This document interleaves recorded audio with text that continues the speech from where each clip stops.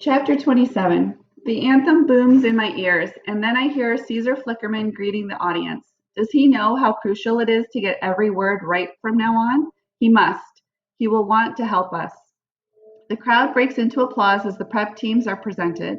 I imagine Flavius, Venia, and Octavia bouncing around and taking ridiculous bobbing bows. It's a safe bet they're clueless. Then Effie's introduced. How long she's waited for this moment. I hope she's able to enjoy it because, as misguided as Effie can be, she has a very keen instinct about certain things and must at least suspect we're in trouble. Portia and Cinna receive huge cheers, of course. They've been brilliant, had a dazzling debut. I now understand Cinna's choice of dress for me for tonight. I'll need to look as girlish and innocent as possible. Haymitch's appearance brings a round of stomping that goes on at least 5 minutes.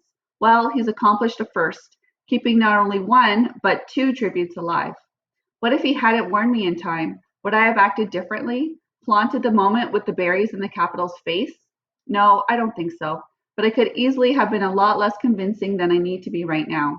Right now, because I can feel the plate lifting me up to the stage. Blinding lights. The deafening roar rattles the metal under my feet. Then there's Peta just a few yards away. He looks so clean and healthy and beautiful, I can hardly recognize him. But his face is the same whether in mud or in the Capitol, and when I see it, I take about 3 steps and fling myself into his arms. He staggers back, almost losing his balance, and that's when I realize the slim metal contraption in his hand is some kind of cane. He rights himself, and we just cling to each other while the audience goes insane. He's kissing me, and all the time I'm thinking, do you know? Do you know how much danger we're in? After about 10 minutes of this, Caesar Flickerman taps on his shoulder to continue the show, and Peta just pushes him aside without even glancing at him. The audience goes berserk. Whether he knows or not, Peta is, as usual, playing the crowd exactly right. Finally, Haymitch interrupts us and gives us a good-natured shove toward the victor's chair. Usually, this is a single ornate chair from which the winning tribute watches a film of the highlights of the games. But since there are 2 of us, the game makers have provided a plush red velvet couch.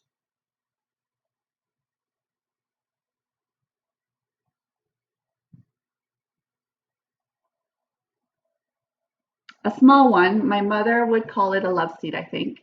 I sit so close to Peta that I'm practically on his lap, but one look from Haymitch tells me it isn't enough. Kicking off my sandals, I tuck my feet to the side and lean my head against Peta's shoulder. His arm goes around me automatically, and I feel like I'm back in the cave, curled up against him, trying to keep warm.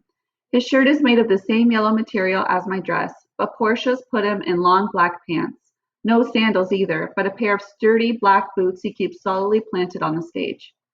I wish Cinna had given me a similar outfit. I feel so vulnerable in this flimsy dress, but I guess that was the point.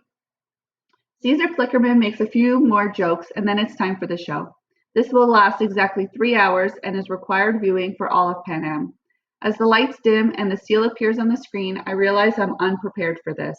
I do not want to watch my 22 fellow tributes die. I saw enough of them die the first time. My heart starts pounding, and I have a strong impulse to run. How have the other victors faced this alone? During the highlights, they periodically show the winner's reaction up on a box in the corner of the screen. I think back to earlier years. Some are triumphant, pumping their fists in the air, beating their chests. Most just seem stunned. All I know is that the only thing keeping me on this love seat is Peta, his arm around my shoulder, his other hand claimed by both of mine. Of course, the previous victors didn't have the Capitol looking for a way to destroy them. Condensing several weeks into 3 hours is quite a feat, especially when you consider how many cameras were going at once. Whoever puts together the highlights has to choose what sort of story to tell. This year, for the first time, they tell a love story. I know Peta and I won, but a disproportionate amount of time is spent on us right from the beginning. I'm glad, though, because it supports the whole crazy in love thing that's my defense for defying the Capitol. Plus, it means we won't have as much time to linger over the death. The first half hour or so focuses on the pre-arena events, the reaping, the chariot ride through the Capitol, our training scores, and our interviews. There's this sort of upbeat soundtrack playing under it that makes it twice as awful because, of course, almost everyone on screen is dead.